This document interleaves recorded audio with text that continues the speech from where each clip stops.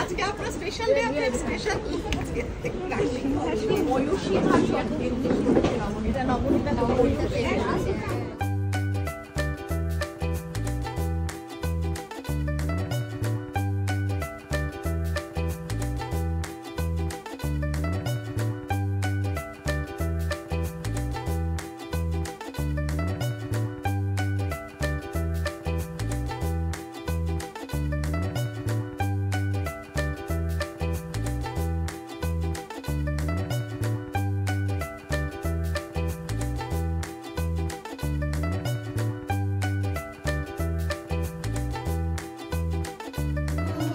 Happy birthday, dear Didi.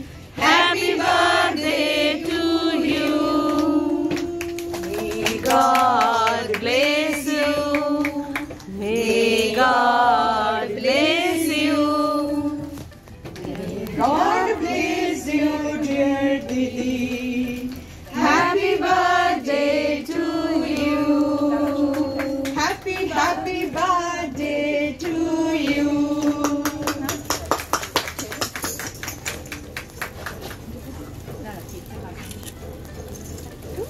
Happy birthday to you. May God bless you. May God bless you. May God bless you, dear Didi. Happy birthday to you. Happy birthday to you.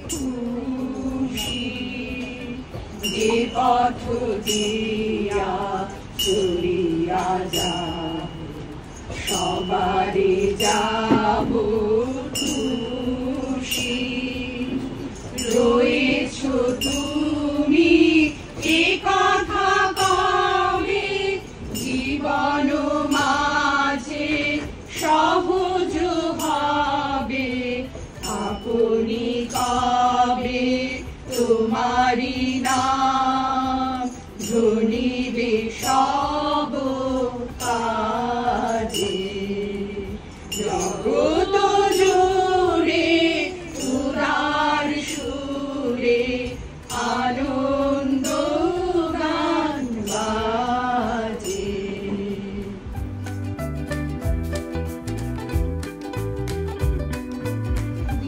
গ্রন্থ থেকে একটি গল্প পাঠ করে শোনাচ্ছি। একটি অদ্ভুত ডাকাতি। রবীন্দ্রনাথের সময় শান্তিনিকেতনে যেসব বাড়ি ছিল সেগুলোর বেশ কিছু এখন আর নেই, কিন্তু সেই সব অবলুপ্ত বাড়ির অনেক গল্প রয়ে গেছে বিভিন্ন জনের স্মৃতিকথায়। তেমনি একটি বাড়ির নাম দারিক। এখন যেখানে মৃণালিনী আনন্দ পাঠশালা, তারই কাছাকাছি ছিল এই বাড়ি। এই বাড়িটি তৈরি করিয়েছিলেন পিয়ারসন। পরে তিনি আশ্রমকে দান করেন। কলা ভবন আর সঙ্গীত ভবনের সূচনা হয় এই বাড়িতে। ভবন দুটির জন্য আলাদা ব্যবস্থা হওয়ার পর এই বাড়িটিকে ছাত্রীনিবাস করা হয়। অল্প কয়েকজন ছাত্রী, তাদের দেখাশোনার দায়িত্বে আছেন হেমবালা সেন। দারিকের কাছাকাছি আশ্রমের আরও অনেকে রয়েছেন স্বয়ং রবীন্দ্রনাথ। ছাত্রাবাসগুলিতে যেমন, তেমনি নতুন গড়ে ওঠা এই ছাত্রী নিবাসেও ছাত্রীদের বেশ আনন্দে দিন কাটে। গ্রীষ্মকালের একটি রাত্রি, প্রচণ্ড গরম, ঘরের ভিতরে শুয়ে থাকা মুশকিল।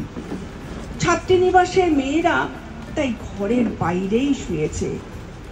তাদের সঙ্গে হেমবালা সেনও আছেন। রাত্রি তখন অনেক, সবাই ঘুমিয়ে পড়েছে। সেই সময় ডাকাত পড়ল দাড়িকে। ডাকাতদের মাথায় পাগড়ি, হাতে লম্বা লাঠি, মুখ দেখে যাতে চেনা না যায় তাই সারা মুখে কালি মাখা। ডাকাতরা এসে ঘুমন্ত মেয়েদের জাগিয়ে তাদের গায়ের গহনা নিয়ে টানাটানি শুরু করলো। মেয়েরা তো ভয়ে অস্থির, কিন্তু তাদেরই মধ্যে কয়েকজন ছিল বেশ সাহসী। সেই রকম একটি সাহসী মেয়ের গলার হার ছিনিয়ে নেবার জন্য ডাকাত দলের সর্দার এগিয়ে এল। কিন্তু যেই তার গলার হারে হাত দিয়েছে, অমনি সেই মেয়েটি সর্দারের হাত চেপে ধরল। ডাকাত সর্দারের অবস্থা তখন কাহিল। কিছুতেই মেয়েটির হাত থেকে ছাড়াতে পারে না, আবার চেঁচিয়ে সাহায্যও চাইতে পারে না। অনেক ধস্তাধস্তির পর কোনো রকমে হাত ছাড়ানো গেল। তারপর আর সেখানে থাকা যায়? স্বয়ং ডাকাত সর্দারেরই যেখানে এই হাল। কাল বিলম্ব না করে ডাকাত দল চম্পট দিল। ডাকাতরা চলে যাওয়ার পর শুরু হলো মেয়েদের পরিত্রাহী চিৎকার। আশপাশ থেকে ছুটে বেরিয়ে এলেন লোকজন। বন্দুক হাতে বেরিয়ে এলেন শিক্ষক সন্তোষচন্দ্র মজুমদার। তিনি মেয়েদের অভয় দিয়ে বলতে লাগলেন, কিছু না, কিছু না। কিন্তু মেয়েদের আতঙ্ক তাতে দূর হয় না। এমনকি ডাকাতদের মুখোমুখি দাঁড়াতে যারা ভয় পায়নি, তারাও এখন ভয়ে কাঁপছে। বন্দুক হাতে সন্তোষচন্দ্র সমানে অভয় দেন, কিচ্ছু ভয় নেই, ওসব নকল ডাকাত। কিন্তু মেয়েরা বলে, আমরা সচক্ষে স্পষ্ট দেখেছি ইয়া লম্বা লাঠি হাতে কালো কালো জমের মতো সব ডাকাত। কাল ভোরেই আমরা যে যার বাড়ি চলে যাব, এ ডাকাতের দেশে আর নয়। ছাত্রীদের অভিভাবিকা হেমবালা সেনও রীতিমতো ভয় পেয়েছেন। তিনিও বলতে থাকেন, এতগুলি মেয়ে নিয়ে খোলা মাঠের মধ্যে এমন অরক্ষিতভাবে থাকতে আর আমার সাহস হয় না। যত শীঘ্র সম্ভব উপযুক্ত রক্ষক চাই। বন্দুক হাতে সন্তোষচন্দ্র তখনও বুঝিয়ে চলেছেন, কিন্তু ব্যাপারটা কি? ডাকাতির ঘটনাকে ধামাচাপা দেবার জন্য সন্তোষচন্দ্রের এমন চেষ্টা কেন? তাহলে কি? হ্যাঁ, অনুমান যথার্থ। এই ডাকাতির সঙ্গে সন্তোষচন্দ্রের যোগ আছে। তিনি সব জানতেন, আর ডাকাতরাও সব এসেছে আশপাশ থেকে। তবে ডাকাত দলের সবাই মহিলা, আর এই ডাকাতি সত্যি নকল ডাকাতি। দাড়িকে ছাত্রীদের থাকার ব্যবস্থা হওয়ার পর আশ্রমের কয়েকজন মহিলার মাথায় এক মজার খেয়াল জাগে। ডাকাত সেজে মেয়েদের ভয় দেখাতে হবে, দেখতে হবে তাদের কেমন সাহস। এই মহিলাদের মধ্যে রবীন্দ্রনাথের পুত্রবধূ প্রতিমা দেবী, কন্যা মীরা দেবী, দীনেন্দ্রনাথের পত্নী কমলা দেবীরাও ছিলেন। আর সমস্ত ষড়যন্ত্রের সঙ্গে ছিলেন সন্তোষচন্দ্র। পরিকল্পনা অনুযায়ী মহিলাদের এই দলটি কালি ঝুলি মেখে, মাথায় পাগড়ি বেঁধে, লম্বা লম্বা লাঠি হাতে ডাকাত সেজে ছাত্রীনিবাসে চড়াও হন। কিন্তু তারা বুঝতে পারেননি স্বয়ং ডাকাত সর্দারেরই এমন হাল হবে। এই ডাকাত সর্দার আর কেউ নন, রবীন্দ্রনাথের পুত্রবধূ প্রতিমা দেবী। সন্তোষচন্দ্র শেষ পর্যন্ত নকল ডাকাতি প্রমাণ করবার জন্য দেহুলি বাড়ি থেকে কালীঝুলি মাখা কমলা দেবীকে সবার সামনে হাজির করলেন, আশ্বস্ত করলেন সবাইকে। গল্পটার এখানেই শেষ নয়।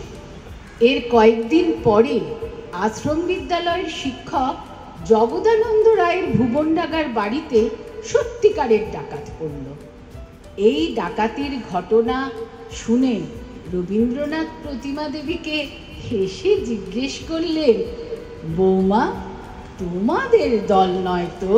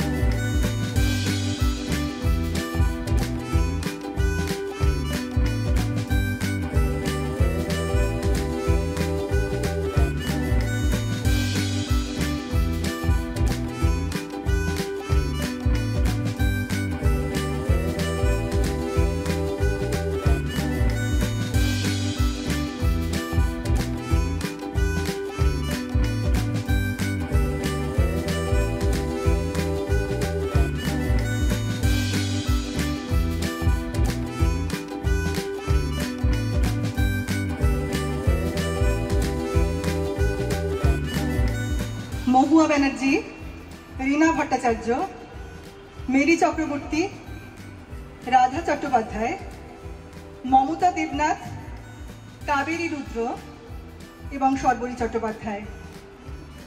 কবিতায় অশোক দিয়ান, গোপাল চক্রবর্তী, মানসী নাথ, সীমা বিশ্বাস, সঞ্চিতা মিত্র, মুকুলিকা মিত্র এবং নবনীতা ঘোষ। গীতি আলেখ্য মানুষের পাশে দাঁড়াও। মাফ করবেন, সঙ্গীতে অংশগ্রহণকারী আরেকজন আছেন, মিলি সেনগুপ্ত।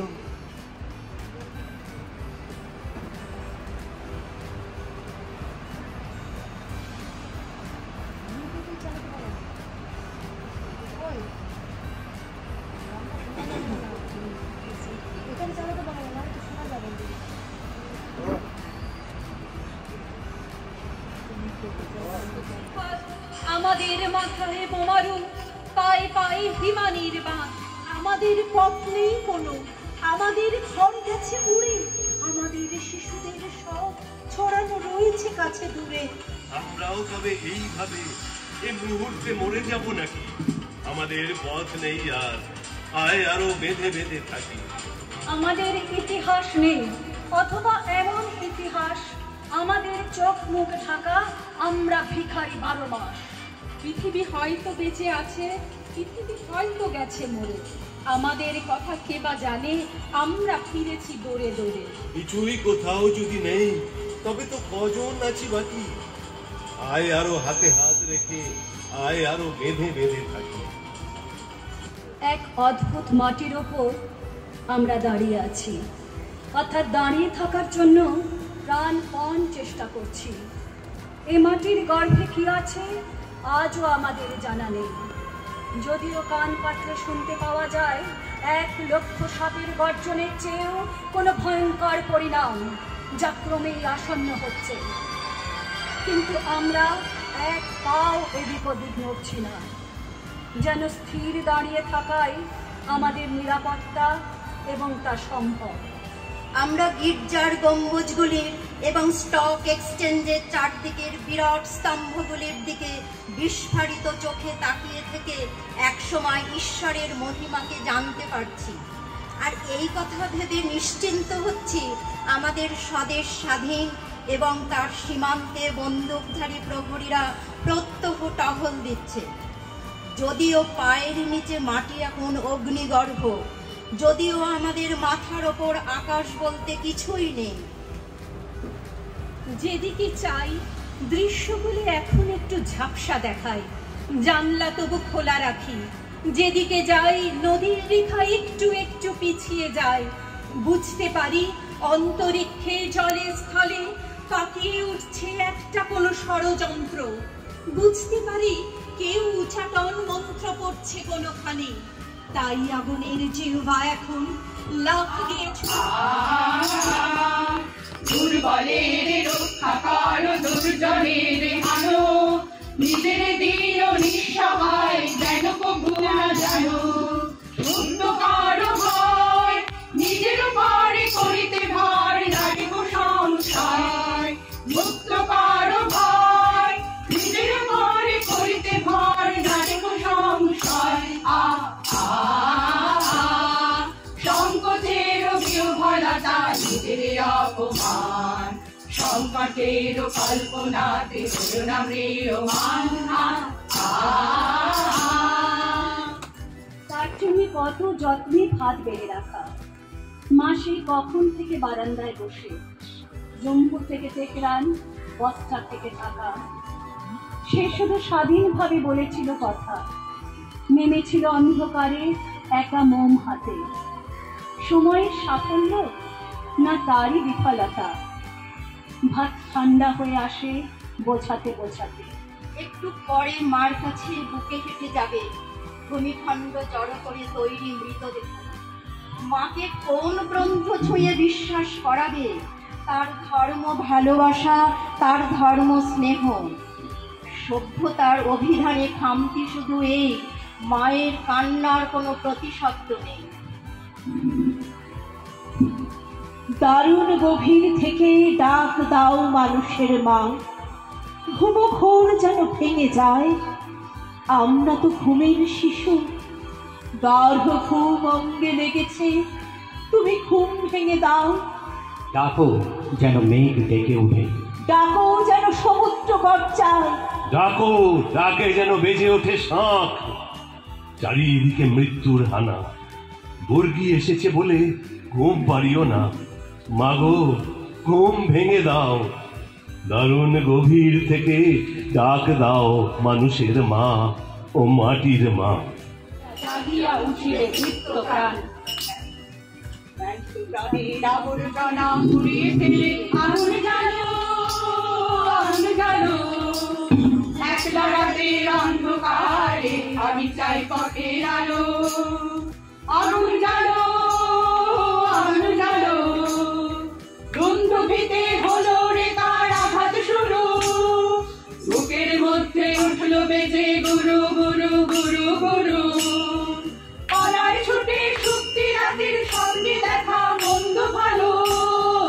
আগুন জ্বালো, আগুন জ্বালো। ব্যস্ত প্রাণের আবর্জনা পুড়িয়ে ফেলে আগুন জ্বালো, আগুন জ্বালো।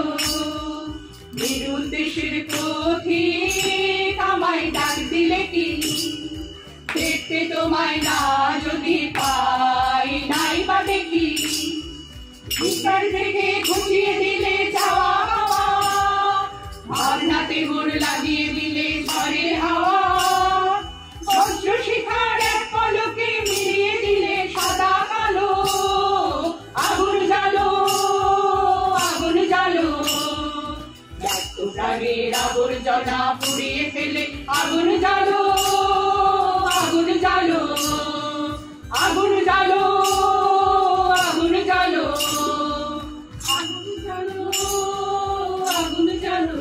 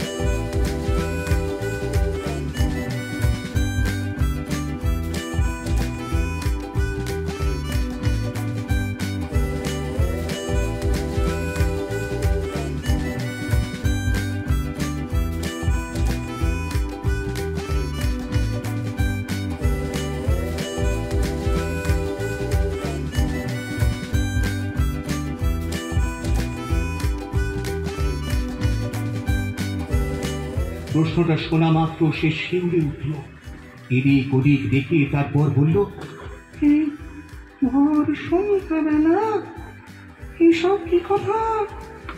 প্রথম ভূত এবার বলল, তাহলে তুমি মানুষ মানো, মানুষ ভয় করো, বিশ্বাস করো যে মানুষ আছে। দ্বিতীয় ভূত কবুল করলো, বিশ্বাস না করে উপায় কি? এই তো আজকেই দলে দলে মানুষ মিছিল করে ময়দানে এলো, সভা করলো। দৈনিক লাখ লাখ মানুষ রাস্তাঘাটে হাটে বাজারে ঘুরছে ফিরছে, কাজ করছে কাজ করছে, হাসছে খেলছে, ভালোবাসছে, ঝগড়া করছে।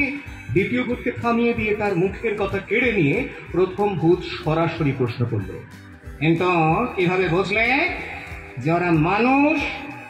ওদের বুকের মধ্যে তলিয়ে দেখেছ ওদের ভেতরে মানুষের মন আছে কিনা, মানুষের আত্মা, মানুষের বিবেক আছে কিনা? দ্বিতীয় ভূত সতর্ক হয়ে বলল, কত কাছে যায়নি, কতটা সাহস হয়নি। প্রথম ভূত এবার মোক্ষম কথাটা বলল, এরপর থেকে সবটা না জেনে আর কখনো বলতে যাবে না যে মানুষ আছে, মানুষ দেখেছে।